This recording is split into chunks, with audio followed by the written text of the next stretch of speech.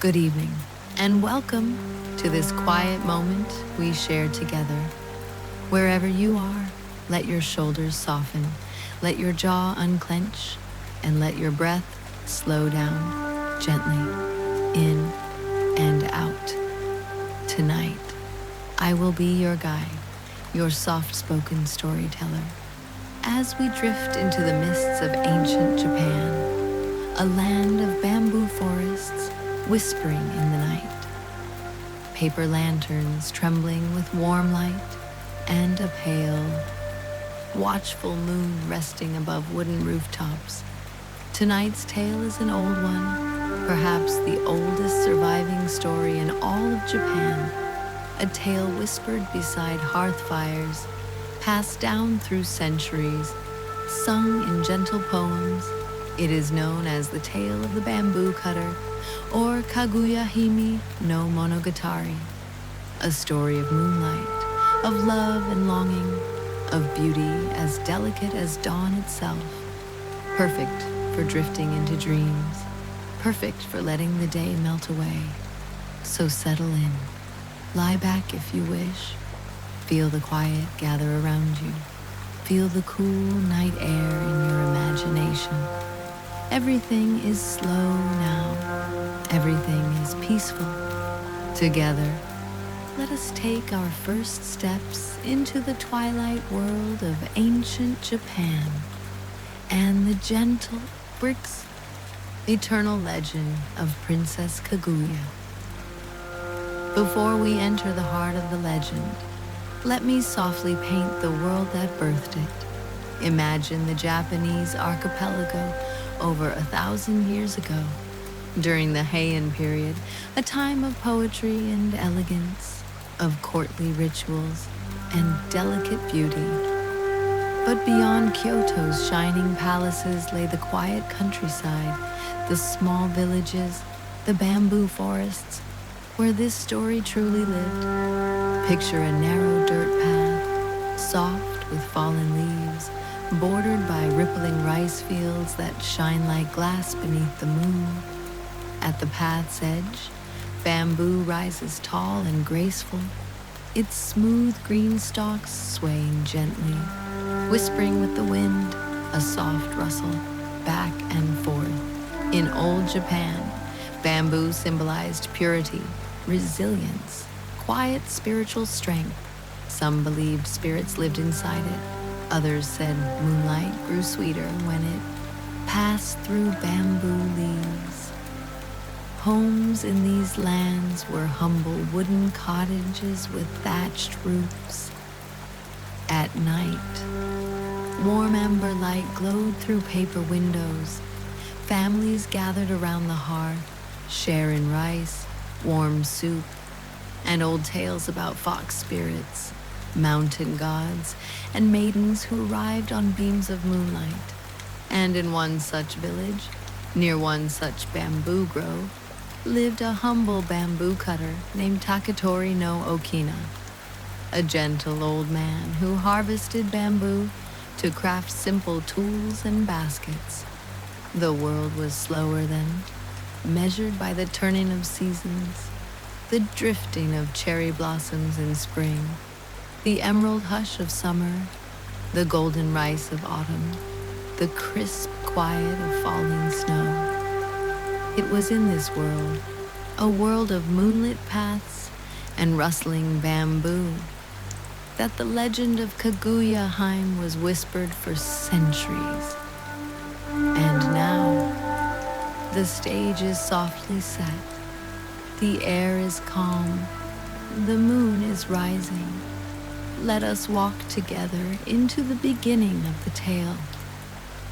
The moon hangs low and gentle above the hills of old Japan, casting silver light over the bamboo forest. Takatori no Okina, the bamboo cutter, walks slowly along the familiar path. His steps are peaceful, unhurried. The night air cools his cheeks. Fireflies drift like tiny golden lanterns. The bamboo rustles with a soft song. As he moves deeper into the grove, his eyes catch something unusual. a single bamboo stalk glowing softly, as though lit from within, not bright, not harsh, but warm, golden, magical. He approaches slowly, touches the stalk, feels its warmth beneath his fingertips, and then the bamboo opens gently, like petals unfolding at dawn. Inside, resting in a hollow chamber, is a tiny girl, small as a doll, glowing faintly like a living star. Her hair is dark and silky. Her little robe shimmers like the pale morning sky. She opens her eyes, luminous, ancient, gentle, and she smiles. A whisper flows through the grove, not from the child, but from everywhere at once. Care for her, for she is a gift. The old man's heart fills with warmth, with tenderness. He lifts the tiny girl and carries her home, his arms trembling with awe. When he shows her to his wife, the woman gasps softly. Then her face softens with a profound, hopeful joy. They have long wished for a child, and now, as if blessed by the moon, one has come to them. They name her Kaguya-hime, Princess of the Radiant Night. From the moment she enters their home, gentle fortune follows. Gold coins appear inside bamboo stalks. Fine silks are found where only plants should grow. A quiet blessing seems to rest on their humble life. Kaguya-hime grows fast, astonishingly fast. In only 3 months, she becomes a beautiful young woman, graceful, bright, with a soft glow that never leaves her skin. Word of her beauty spreads across the land. Men travel from far corners just to glimpse her silhouette. But Kaguya-hime remains gentle and distant, as though part of her heart listens to something far away. A soft voice calling through the moonlight. 3 noble men come to ask for her hand. Each is wealthy, refined, eloquent. But Kaguya-hime cannot give her heart to any of them, not out of cruelty, but because she feels she does not belong completely to this world. To each suitor, she gives an impossible quest, not to punish them, but because she senses their paths are not her own. One must find the glowing, begging bowl of the Buddha. One must retrieve a jeweled branch from a mythical island. One must bring the fireproof fur robe of the legendary fire rat. None return successfully. Their treasures crumble into fakes, illusions, false proofs. Kaguya-hime declines them softly, with compassion. Yet each night, she gazes up at the moon, her eyes shining with longing and sorrow. Something is calling her, and with each passing moon, the call grows stronger. Word of her beauty reaches the emperor in Kyoto. He becomes curious, then fascinated. He sends for her, but she refuses gently. She cannot live in a palace, cannot belong to that world. So one day the emperor visits quietly, riding through the bamboo forest, and there he sees her, bathed in moonlight, her silhouette glowing softly. He approaches with reverence, speaks with kindness, asks if she will visit his court. Kaguya-hime smiles sadly and says she cannot. When he tries to touch her sleeve, she dissolves into a cloud of shimmering light, glides away, and reforms again, further among the bamboo. "I am not of this earth," she whispers, before disappearing into the grove. After this encounter, her sadness deepens, her glow softens, fades, as though the moon's pull is growing irresistible. One evening, under a rising moon, she sits with her parents and finally tells them the truth. I come from the moon, from Suki no Mayako, the capital of the moon. I was sent here long ago, and now my time on earth is ending. Her parents are heartbroken. Her mother clings to her. Her father drops to his knees. But Kaguya-hime holds them gently, whispering that their love has been her greatest gift, that she cherishes them more deeply than words can hold. The moon grows fuller with each night, and her glow fades further, as if her spirit is slowly being pulled upward. Letters from the emperor arrive with soft poems. She replies with gentle verses hinting at goodbye. As summer turns toward autumn, the moon brightens, rounder, wider, as though preparing for her return. Then one evening, with tears shimmering in her eyes, Kaguya-hime whispers, "At the next full moon, they will come for me." Her parents fall into silence, holding her as though she might vanish in their arms. Outside, the bamboo sways, the moon gazes down, and fate draws closer. The night of the full moon arrives, soft, golden, heavy with silence. Kaguya-hime sits with her parents, her glow faint, distant, as though she is already halfway between earth and sky. The moon rises, perfect and bright, spilling silver light across the forest. "They are coming," she whispers. The sky begins to shimmer. A pale, pearly glow spreads. Figures descend in robes of silver and gold. Serene, ancient, beautiful. These are the moon emissaries, messengers sent from Suki no Miyako. A shining carriage of light floats among the bamboo, waiting to take the princess home. The emissaries approach her parents, speaking with calm, eternal compassion. Princess Kaguya's time on earth is complete. The bamboo cutter falls to his knees, begging them to let her stay. But the laws of heaven cannot be undone. Kaguya-hime embraces her parents, holding them close one last time. Her tears sparkle like dew in moonlight. "You taught me love," she whispers. "I will carry it beyond time." The emissaries place upon her a robe woven from pure moonlight. Her glow brightens, radiant, otherworldly. Then they offer a potion that erases earthly sorrow.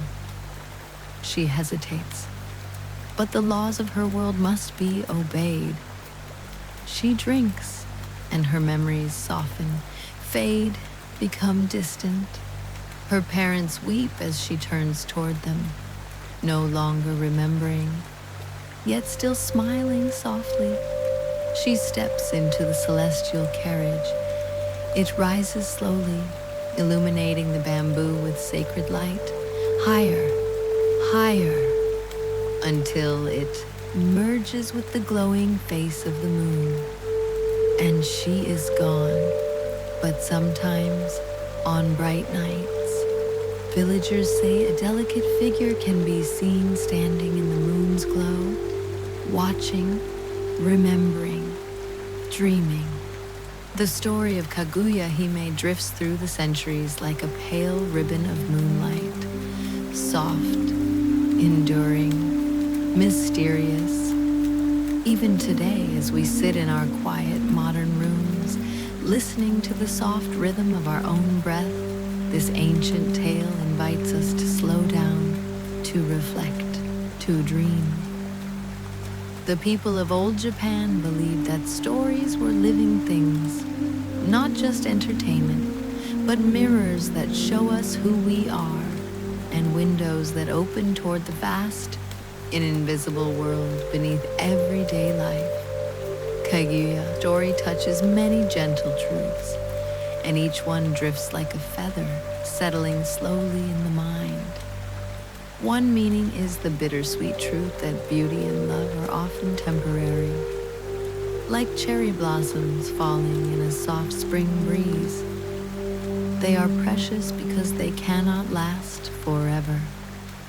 Kaguya-hime herself is like a single perfect blossom, a moment of heaven arriving on earth, bringing wonder but destined to drift away.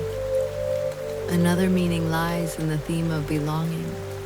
She lived among humans, laughed, loved, and learned to feel joy and sorrow.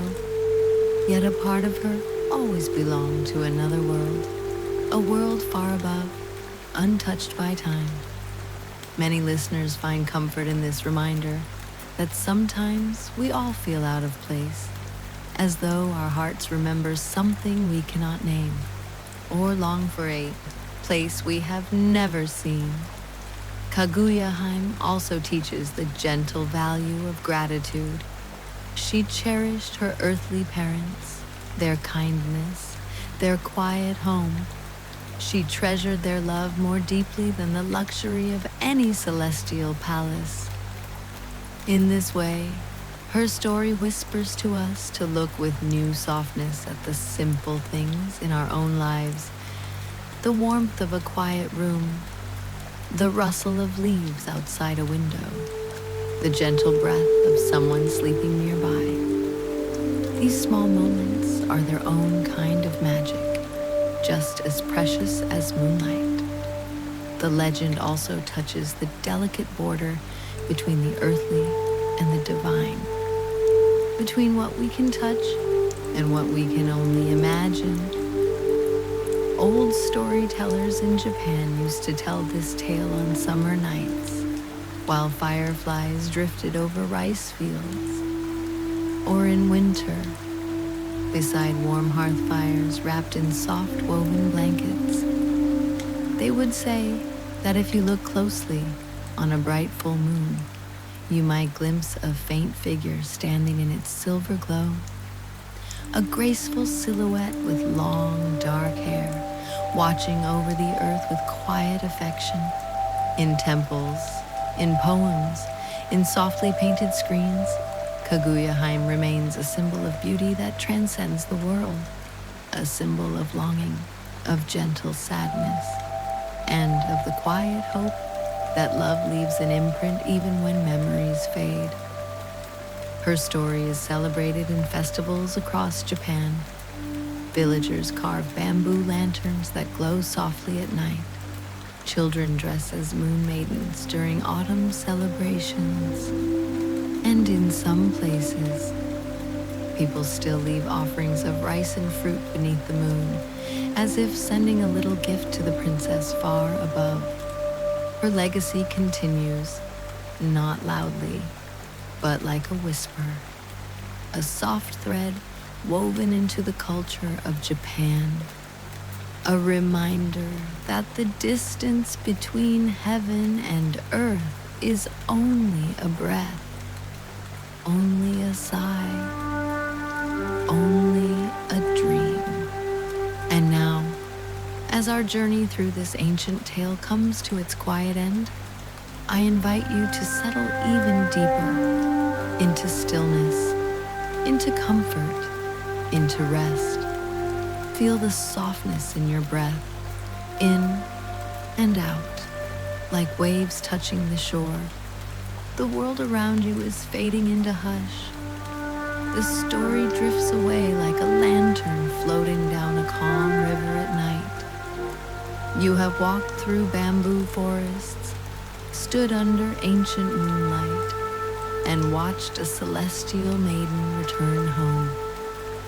Now there is nothing you need to do, no place you need to go.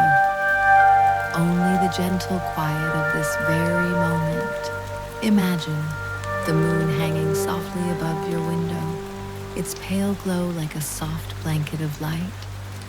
Imagine it watching over you with the same calm presence that watched over Kaguya-hime. Let your thoughts drift like falling petals, slowly, softly, settling into peace. Everything is quiet now, Everything is safe. Everything is calm. I wish you the sweetest dreams, the gentlest night, and a deep, restful sleep. Thank you for sharing this quiet journey with me. If you enjoy these soft whispers from ancient Asia, you are welcome to return anytime and let another story carry you into dreams. Good night.